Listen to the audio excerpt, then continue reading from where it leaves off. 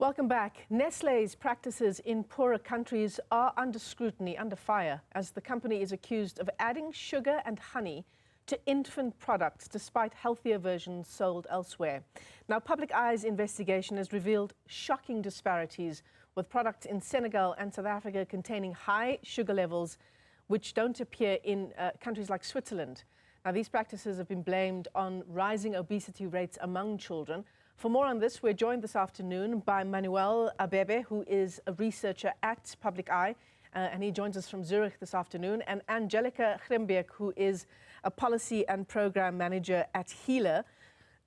Excuse me. Just some background for you. HEALA is a coalition of civil society organizations that advocates for equitable access to affordable and nutritional food for all South Africans. To both of our guests, thanks very much indeed for coming on. Manuel, I want to begin with you because really the press release from Public Eye, the first line sums up the issue at hand this afternoon. Two of the best-selling baby food brands marketed by Nestle in low and middle-income countries contain high levels of sugar, while the same products are sugar-free in its home country in Switzerland. Exactly. So what we looked at is these two big brands. It's probably for most of your viewers, it's Cerelac and Nido. So Cerelac, the baby cereals, and Nido, the so-called growing up milk. So these are really household names for many of your viewers. And what we found is that especially in lower and middle income countries, these kinds of products just contain high levels of added sugar. Whereas if you compare it to the same product sold in Europe or in Switzerland in particular, just to give one example, the Cerelac with biscuit flavor, which is sold in South Africa with 6 grams of added sugar per serving, is sold without any added sugar in Switzerland. And that's a pattern we've seen across all products that or basically all products that we've compared between the different markets. And you came to these conclusions after you first tried to analyze the labeling, but you also sent these products for laboratory testing. And the fact of, something that we need to really point out, Manuel, is the fact that you're talking about 6 grams of added sugar per serving. This is not 6 grams of sugar in the entire box or container of Nido or Cerelac. It's per serving. Exactly, it's per serving, and it's also for babies which are just 6 months old. So if you follow the instructions and then give 2 servings per day to your 6-month-old baby, we're really talking about large quantities of added sugar. And whereas, and maybe Angelika can also tell something about that, but WHO itself, so the World Health Organization, says that there is no room for any added sugar in infant food for children up to 3 years of age. Yeah, absolutely. I mean, that's the advice all of us are given up until the age of 2. No added sugar or salt in the food or drinks of developing children. Angelika, this is something that HEALA has been campaigning on for some time. This issue of better managing sugar. I mean, did we think that it would get to where we would actually have to police what we're putting into our children's bodies as young as 6 months? Yeah, I mean, it's absolutely shocking what this report has found. And it's just, it's great that Public Eye has been able to expose this because, as you mentioned, I mean, HEALA has often spoken about how added sugar is leading to obesity in South Africa, whether it be from children's age, whether it be with adults. And we know that in South Africa, obesity is really rife in our country. I mean, with just our children under 5s, 1 in 8 children are already overweight or obese. And this is a huge issue. And to say that now, or to see that now that Nestle has used these tactics and that they're adding sugar to formula products and milks that are aimed at 6-month-year-olds. I mean, those are little babies. To be violating little babies' health and rights and everything just to make more profit and really try and create a consumer from a 6-month-old is absolutely shocking. So this report has really it's been disappointing to see. I mean, it just reinforces the need for regulation in our country that can actually really start protecting children, protecting what is seen as a consumer to to Nestle and other food and beverage industry partners. So what do you make of this, Angelika? Do you think it's being used as a bulking agent to try and put less of the actual product into a tub or into a box? Because, I mean, the average cube of sugar weighs, what, 3 to 5 grams? So the more sugar we put in, the less of the product we actually put in? I mean, I don't think so. I think that this is just one of many ways that Nestle and other companies really actually try and create consumers from a young age.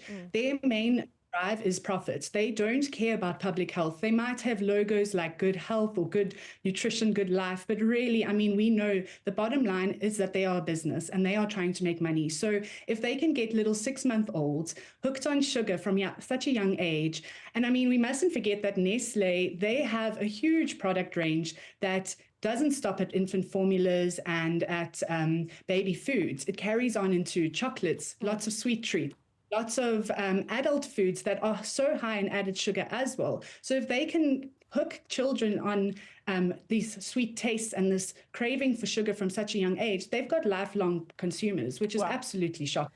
I mean, we've reached out to Actually, Nestle. just to... Manuel, before you answer, we have reached out to Nestle, and in what is seen as a cop-out in our industry, they've sent a statement instead of making the decision to be part of this discussion. Of course, the statement means we can't question them or grill them on any of the things they're saying, but the statement says that essentially they uphold regulations that are in accordance with health guidelines internationally. There are certain requirements, particularly regarding carb content, which encompasses sugar, and they have full transparency with their consumers. Manuel, what do you make of that kind of statement from Nestle?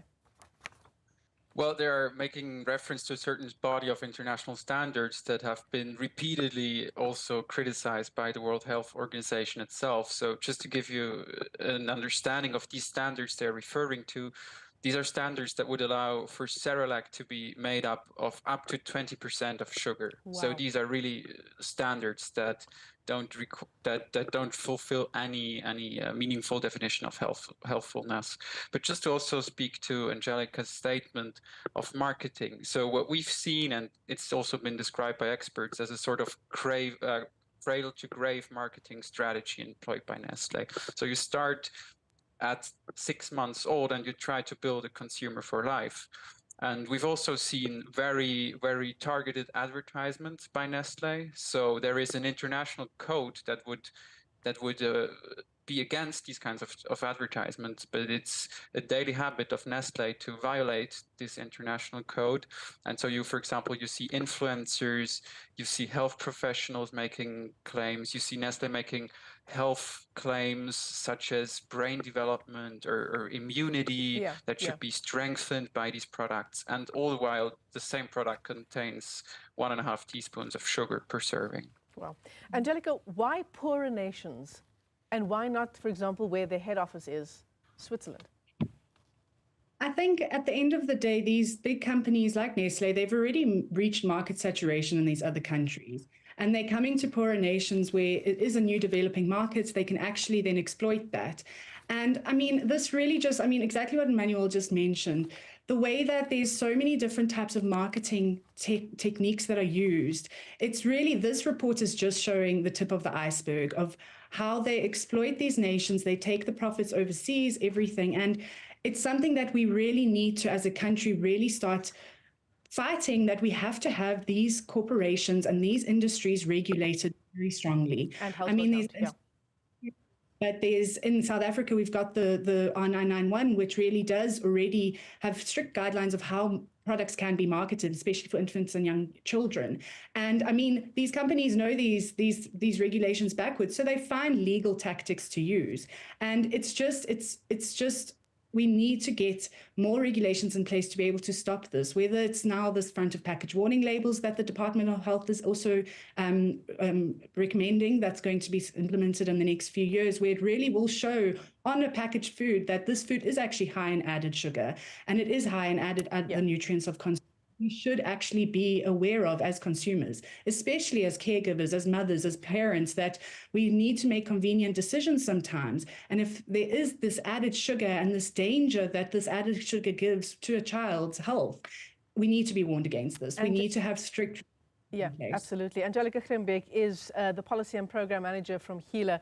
Manuel Abebe is a researcher at Public Eye. He joins us from Zurich this afternoon. A damning report about Nestle adding sugar to baby food in South Africa and in poorer nations.